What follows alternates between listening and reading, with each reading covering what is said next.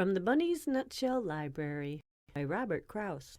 Springfellows Parade.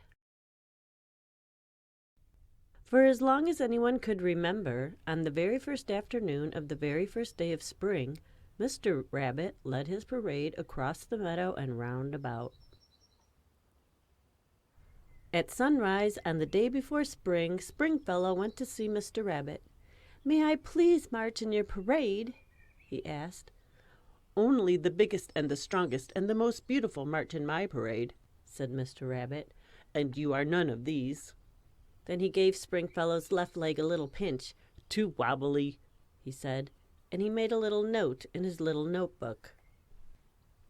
Springfellow was very sad, and he walked across the meadow to his favorite tree for sitting under and feeling sad. "Please watch where you're sitting," said Abigail, who was sitting under a dandelion, feeling sad, and still had a bit of eggshell on her head. "Sorry," said Springfellow. "I'm feeling so sad I didn't look where I was sitting. You see, Mr. Rabbit won't let me march in his parade. He says I'm too wobbly." "He won't let me march either," said Abigail. "He says I'm too fuzzy." "He won't let me march either," said Raymond, who had been sitting on the other side of the tree feeling sad. "He says I'm too silly, and he's my own father." They all sat down and felt sad together for a little while. Then Springfellow spoke up. "Meaning no disrespect to your father, Raymond," he said, "but who needs his old parade anyway? Let's have a wobbly, fuzzy, silly parade of our very own." "We're certainly wobbly, fuzzy, and silly enough," said Raymond. "It's a wonderful idea," said Abigail. Then she picked some spring flowers, stuck them to her bit of eggshell with a drop of spring sap, and had a lovely bonnet to wear for the parade.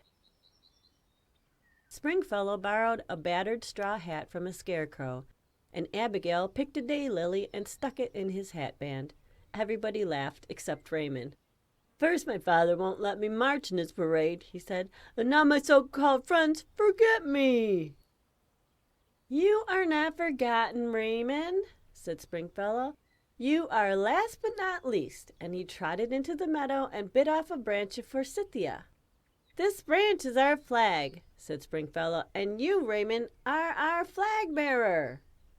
Raymond was very pleased with the honor and held the flag proudly. Then Springfellow blew through a daffodil, and it sounded like a trumpet. "Toot, toot!" Abigail beat an acorn with a twig, and it sounded like a drum. "Rum-tum!" Raymond hummed through a blade of grass, and it made a nice zoom-zoom sound. "All together now," said Springfellow. 1, 2, 3. Toot, toot, rum-tum, zoom-zoom. They marched across the meadow, and the birds flew out of the trees and sang, and a hummingbird did stunts in the air. They marched past the old mill pond, and the frog stopped croaking and gave them a cheer. A tadpole asked his mother's permission and joined the parade. Toot, toot, rum-tum, zoom-zoom. A breeze carried the music over the hill and into the pasture. A strong horse liked the music so much he galloped to join the parade, and the strong horse was Springfellow's father. Toot, toot, rum-tum, zum-zum. A beautiful hen liked the music so much she ran to join the parade, and the beautiful hen was Abigail's mother. Toot, toot, rum-tum, zum-zum. A big rabbit liked the music so much he hurried to join the parade, and the big rabbit was Raymond's father, Mr. Rabbit himself. Toot, toot, rum-tum, zum-zum. "I want the 3 musicians to march and play in my parade tomorrow," called out Mr. Rabbit.